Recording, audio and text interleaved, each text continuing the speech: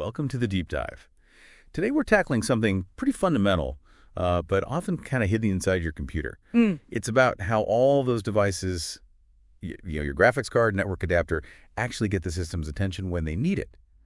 We're digging into PCIe interrupts. That's right. And for this deep dive, we've got some great material shared by our listener, specs, articles, really good stuff. Our goal here is really to unpack the different ways PCIe devices signal the host system, cut through the, let's say, the jargon, and give you a clear picture. Exactly. You sent this stuff over because you want to get up to speed quickly, right? Without needing like an engineering degree. So think of this as your shortcut, your fast track to understanding PCIe interrupts. We'll hit the three main ways. The old school legacy INTX emulation, then MSI message signaled interrupts, and the newer MSI-X. Okay, so where do we start? Guess we should look back first, huh? With the legacy stuff. Yeah, definitely. To get a handle on legacy INTX emulation, you need a little history. PCIe, which is, this super fast serial connection, it replaced the older parallel PCI bus. But crucially, for backward compatibility, especially with older software, PCIe needed a way to pretend it worked like the old PCI interrupts. Right. The old PCI used actual physical wires on the motherboard, didn't it? These interrupt pins, INTX check, INTB check, C and D, real electrical lines. PCIe went serial, sending everything as data packets. So how do they fake those old interrupt pins? That's exactly where legacy INTX emulation comes in. It's a compatibility layer. Sure. PCIe devices can mimic those physical pins by sending special messages over the PCIe link itself. These are transaction layer packets, TLPs. Think of TLPs like different kinds of digital messages on the bus. For interrupts, the important ones are ascertain TX and deascertain TIX. The X corresponds to A, B, C, or D, those original PCI pins. So an ascertain TE message basically means the device is activating its virtual INT line, like raising a digital flag instead of pulling a wire low. Precisely. And deascertain TE means it's lowering that flag. Interesting. I saw in one source, I think it's about Xilinx cores, that sometimes they only implemented support for INT in their legacy mode. So not even all 4 virtual pins are always guaranteed. That's a good catch. It shows there can be variations even in this older method. Depends on the implementation. Now, when a PCIe device, an endpoint, technically needs to signal one of these legacy interrupts, it sends that ascertain TX message upstream. It travels up the PCIe hierarchy towards the root complex. And the root complex is kind of the main hub, right? Connecting PCIe devices to the CPU, memory, the rest of the system. So it gets this message. What does it do? Translate it somehow. Exactly. It acts like a translator. It receives these in-man ascertain TX messages, these TLPs, and converts them into signals that the system's main interrupt controller can actually understand. On most PCs, that's a chip called the I/O APIC. So a certain TLP comes in. The root complex essentially tells the I/O APIC, hey, this virtual line is active. Okay, so the root complex bridges that gap. But wait, how does the system know which devices emulated interrupts should go where? There could be lots of devices doing this. Good question. That mapping is a data table, usually provided by the system firmware, like the BIOS or UEFI. This table basically tells the operating system, okay, the virtual INTO from this specific PCIe slot or device should be connected to this global system interrupt, or GSI.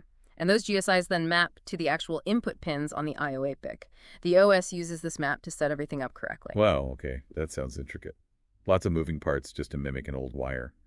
What about on the device side? Once it sends the ascertain texts, how does the software handler, the ISR, know for sure that device sent it, especially if interrupts can be shared? Right. When the device sends the ascertain TX message, it usually also flips a bit in its own configuration registers. Typically, it's an interrupt status bit in the PCI configuration space status register. So the ISR, when it runs, can read this register on the device to confirm, yep, it was you. This is vital if multiple devices might be sharing the same system interrupt line. Okay, that makes sense. One source also mentioned some internal signaling, like USCRIC and UCRIC inside PCIe cores. What's that about? Yeah. That's often how the device's own logic communicates with its built-in PCIe interface block. The main functional part of the device says, I need an interrupt. By asserting a CRIC, the PCIe core then handles sending the actual ascertain TX TLP onto the bus, and the USCRIC is the PCIe core telling the device logic, okay, message sent. So it's like an internal request and confirmation before the message goes out externally. Pretty much. And importantly, that internal USCREC signal often has to stay asserted, stay active, until the host's ISR has actually serviced the interrupt and cleared the condition inside the device. This maintains that level-triggered behavior of classic PCI interrupts the signal stays on until it's explicitly dealt with. Then, when the condition is cleared, the device drops an USCREC and the PCIe core sends the dissert INTX message. There's usually an acknowledge for that too. It's a careful handshake. Okay, so legacy INTX provides that backward compatibility, but it sounds, well, a bit clunky. Are the downsides? Oh, definitely. While necessary, it has limitations. A big one is potential IRQ sharing. Even though PCI itself is point-to-point, the root complex might combine interrupt requests from several legacy mode devices onto a single GSI feeding the I/O APIC. So the OS sees one interrupt signal firing, but it might have been caused by device A or device B or device C. Exactly. The OS then has to poll, basically asking each device on that shared line, was it you, by checking their status registers. That sounds slow. Like that crowded doorbell analogy you mentioned earlier. Everyone rings the same bell. Precisely. This sharing, plus the need for the ISR to read device registers to confirm the source and maybe the reason for the interrupt, adds latency. Delays. Plus, it's level-triggered, which can be harder for the OS to manage sometimes than edge-triggered. We mentioned some devices might only support INTA, and critically, a device function usually can't mix legacy INTX with the newer MSI or MSIX methods. It's generally one or the other. So the root complex, acting as that legacy bridge, as one source put it, adds complexity and performance bottlenecks. But it stuck around because of all that existing software expecting the old model. Absolutely. The sheer volume of existing OS code, drivers, and even system firmware built around the INTX model meant that ripping it out wasn't feasible. Hardware adapted to keep the software happy, but yeah, adds overhead and doesn't let systems take full advantage of PCI's potential. And developers always need to check their specific PCIe IP core docs, as implementations can vary. Okay, that paints a clear picture of the old way. Let's move on to the first big improvement. Message signaled interrupts, MSI, PCI 2.2, right? Correct. MSI came along as a much more efficient way to handle interrupts. The fundamental shift is moving away from emulating pins entirely. Instead, a device signals an interrupt by doing a special memory write transaction. A memory write? How does writing to memory trigger an interrupt? That seems weird. It does sound odd at first, but it's clever. The device writes a specific data value to a specific memory address that the OS has told it to use. This target address isn't normal RAM. It's usually mapped to a control register in an interrupt controller, like the local APIC, LAPIC, found on each CPU core in modern systems. The chipset, or root complex, is designed to recognize writes going to these special addresses. When it sees one, boom, it generates an interrupt signal directly to the appropriate CPU core. And importantly, MSIs are edge-triggered. The device just sends the write. It doesn't wait for an ACK or maintain a signal level. It's fire and forget, like posting a letter. Okay, so completely different mechanism. What are the big wins with MSI? Several major advantages. First, fewer pins needed on chips and connectors. Simpler board design, potentially cheaper. Second, and this is huge, it eliminates IRQ sharing. Each MSI message or vector is distinct. When the system gets an MSI write, it knows exactly which device function sent it. No more polling or guesswork. No more doorbell confusion. None. Third, it helps prevent race conditions. PCIe transaction ordering rules guarantee that any data the device wrote to memory before sending the MSI write will actually arrive in memory before the MSI write itself is processed by the host. So the CPU won't get interrupted and try to read data that isn't actually there yet. Exactly. Fourth, the direct signaling and no sharing mean lower latency, better performance. And fifth, a single device function can request and be allocated multiple MSI vectors. This lets it use different interrupts for different types of events, which can make the driver software much more efficient. Okay, sounds like a solid upgrade. How does the device advertise it can do MSI, and how does the OS configure it? Devices supporting MSI include an MSI capability structure in their PCI configuration space. It's a standard block of registers. Key parts are the message control register, which has the main MSI enable bit. It also has fields like multiple message capable, MMC. That tells the OS the max number of vectors. The device supports always a power of 2, like 1, 2, 4, up to 32. And multiple message enable, MME, where the OS tells the device how many vectors it's actually allocating, again, a power of 2 less than or equal to MMC. There are also bits to indicate if it supports 64-bit addresses and optional per-vector masking, though that's more common with MSIX. Got it. So the device says, I can support up to 8 vectors, And the OS might say, okay, I'll give you 4. What about the actual destination? That's handled by the message address register, or 2 registers for 64-bit. The OS writes the specific memory address here, the ELAPIC register address, usually. Then there's the message data register. It's 16 bits. The OS writes a base data pattern into this. So interrupt happens. Device writes that data to that address. Almost. When the device sends the MSI, it performs a 32-bit memory write TLP. The destination address comes from the message address register. The data payload is built using that 16-bit value from the message data register. Now, if the OS allocated more than one vector, MME1, the device is allowed to change the lower n bits of that 16-bit data value, where 2n is the number of vectors allocated. So if the OS gave it 4 vectors, n2, the device can modify the bottom 2 bits of the data it sends. The system sees the write to the fixed address, but it uses the slightly different data values to distinguish between the 4 different interrupt vectors. Ah, okay. So the data isn't really carrying operational info. It's more like an index or an ID number combined with the address to make the interrupt unique. Exactly right. It's purely for vector identification by the interrupt controller. Any real data the device needs to share with the ISR happens through normal memory or device registers. The OS really drives the setup. It finds the MSI capability, decides how many vectors to grant, programs the address and base data registers, allocates system IRQs, and hooks up the driver's ISRs. And like we said, this usually relies on the local APIC being enabled in the system. It's a contract. OS configures, device uses the configuration to signal. Makes sense. The performance gains seem obvious, getting rid of sharing and the direct signaling. So MSI is good, but then came MSI-X, what prompted another upgrade. Weren't 32 vectors enough? That's the key question. For many devices, MSI was and still is perfectly adequate. But as systems got more complex, more CPU cores, network speeds jumped, storage got faster, the demands on the interrupt system grew dramatically. Some high-performance devices, especially things like network cards dealing with many connections or storage controllers managing many queues, needed way more than 32 distinct interrupt sources. MSI-X, defined in the PCI 3.0 spec, was designed specifically to address this need for massive scalability and flexibility. Okay, so what are the headline features of MSI-X? How does it improve on MSI? Several big things. First, the number of vectors. MSI-X supports up to 2048 vectors per function. That's a huge leap from MSI's 32. Second, and this is a major architectural difference, each MSI-X vector gets its own independent 64-bit target memory address and its own 32-bit data value. No more shared address with fiddling with data bits. Oh, okay. Every interrupt has its own unique destination and data payload. Precisely. Third, MSI-X mandates support for per-vector masking. Each of those up to 2048 vectors can be individually masked or unmasked by the OS. This gives the OS incredibly fine-grained control over interrupt delivery. And it adds flexibility. If the OS is short on system interrupt resources, it can actually map multiple different interrupt events from within the device to the same system vector if needed, though usually you want unique ones. That sounds incredibly powerful, especially for managing complex hardware. How does the hardware setup work? Still a capability structure? Yep. There's a separate MSI-X capability structure in the PCI config space. It has the basics: an MSI-X enable bit, a function mask bit, to shut off all MSI-X interrupts for the function at once. But critically, instead of holding the address data directly, it contains pointers. It has a table size field telling the OS how many vectors N1 are supported, and then table offset and table BIR, base address register indicator. These tell the OS where the MSI-X table structure lives in memory.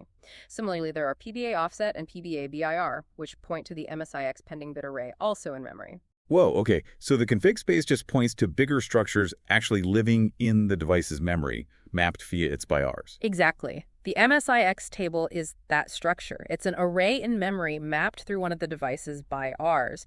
Each entry in this table corresponds to one MSI-X vector. A typical entry is 16 bytes long. Inside each entry, you'll find the lower 32 bits of the target message address, the upper 32 bits, if using 64-bit addressing, the 32-bit message data payload for this specific vector, and a vector control field. That vector control field is important because its least significant bit, LSB, is the mask bit for this individual vector, on or off. And crucially, it's the operating system software that fills in all this information, the addresses, the data, the initial mask states in the MSI-X table. Okay, so the OS completely defines how each of those potentially thousands of interrupts behaves.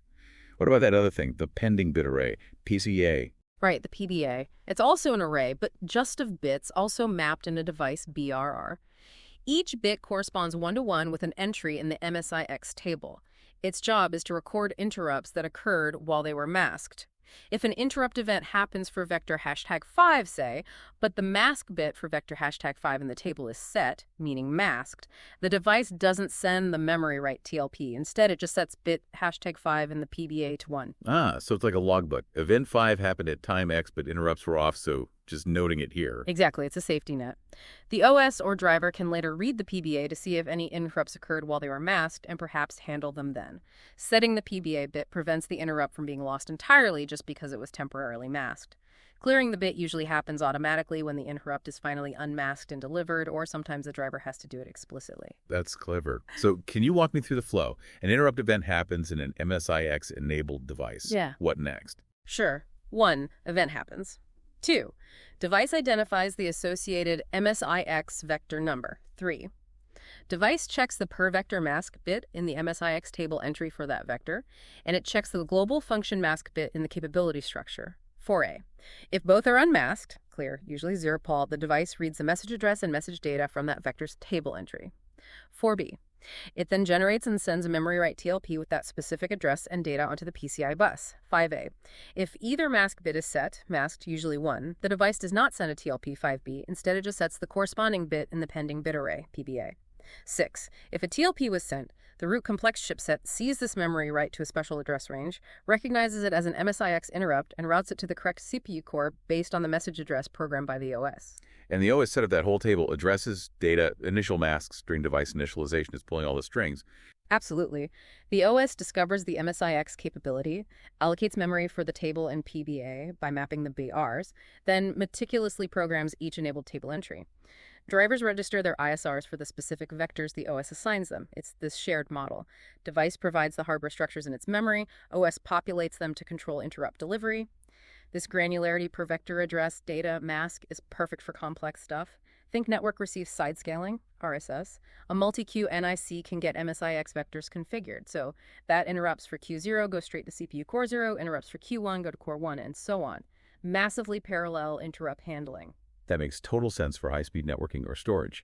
And the PBA ensures you don't lose track if things get momentarily masked.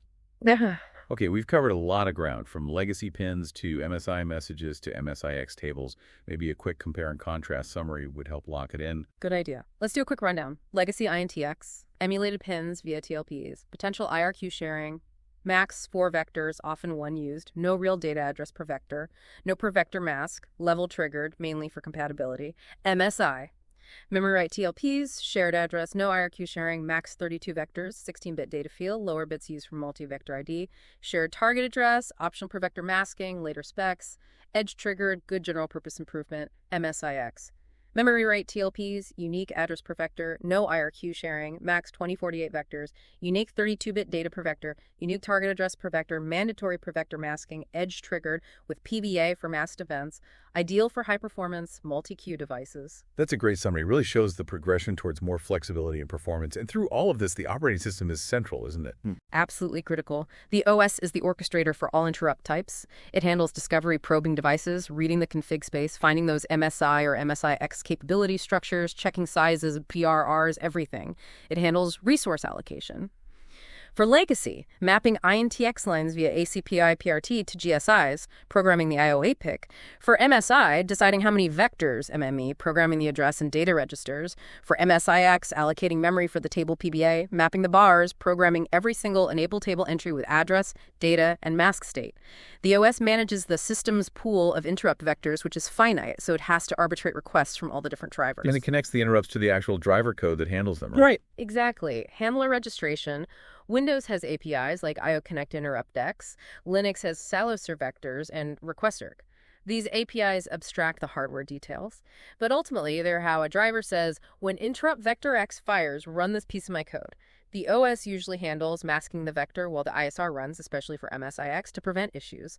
And importantly, the OS often controls interrupt affinity, deciding which CPU core should receive a particular interrupt.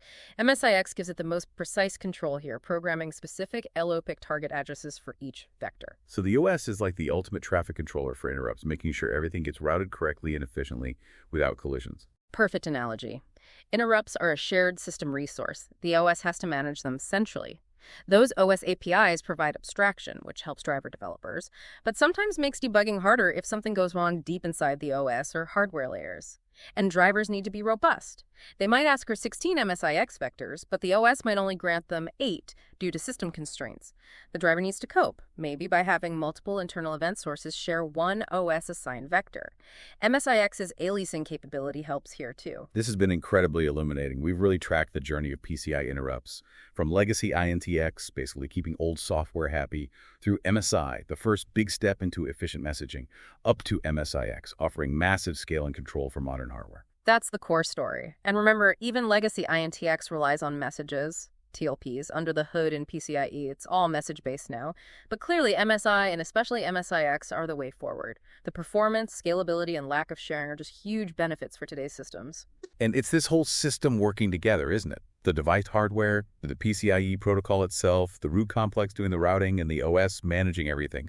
It all has to cooperate. Precisely. It's a complex dance between all those layers. And, looking ahead, as systems get even more parallel with potentially thousands of cores or new types of accelerators, it makes you wonder, how will interrupt handling need to evolve next?